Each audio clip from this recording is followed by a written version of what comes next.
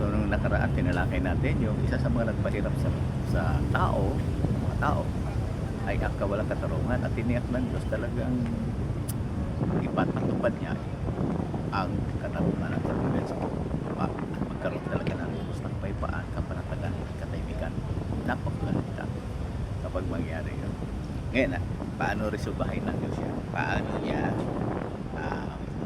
lutasin ang problema gaya ng pagkain? Sa ngayon, kaya ng pagtaas ng bilihin ay nagpapakita na ang pagkain ay di sapat. Kaya law of supply and demand lang yan. Habang mataas ang demand, konti ang supply, tataas ang presyo. Ngayon, ano ang sinabi ng Diyos tungkol yan?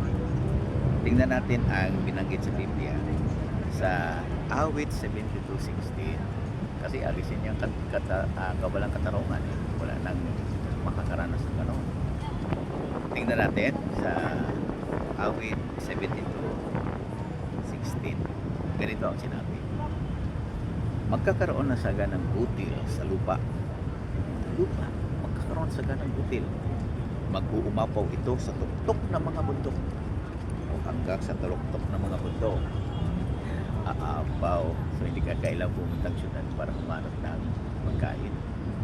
So hanggang sa bundok, mananagana ang bunga niya gaya ng sa Libanon.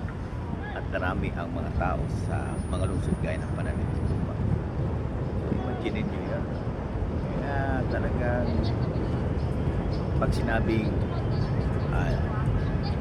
mag-uumapaw sa tuktok ng mga bundok sa kanang pagkain, yamak ang utilize sumasagisag o lumalarawan doon sa pangangailangan ng tao, pagkain ng tao. Kaya tinitiyak dito na Diyos talagang magkaroon ng ganon. Diba ang ganda? Wala nang magre-reklamo na siya walang sapat na pagkain, wala nang tulog balat, wala nang nagugutom. Isipin nyo, tinalaki na natin alisin niya ang sakit, pagkanda, kamatayan, ubuhay muli yung mga patay, at magkaroon ng saga ng pagkain sa buong lupa. So isip-isipin so kasi isa yan sa mga sagot sa tanong paano kung bubuhayin lahat ng mga maraming mga tao, paano kakainin yan? Ngayon pa nga lang bilyon ng tao hirap na ang pagkain, ibubuhayin mo kaya muli, hindi dami na, pero tinitiyak na Diyos na pasasaganain niya ang bunga. So alisin niya ang mga peste, mga kalamidad, karoon talaga mabalansing kalagayan sa lupa, talagang makikinabang ng mga tao. Ganda, di ba?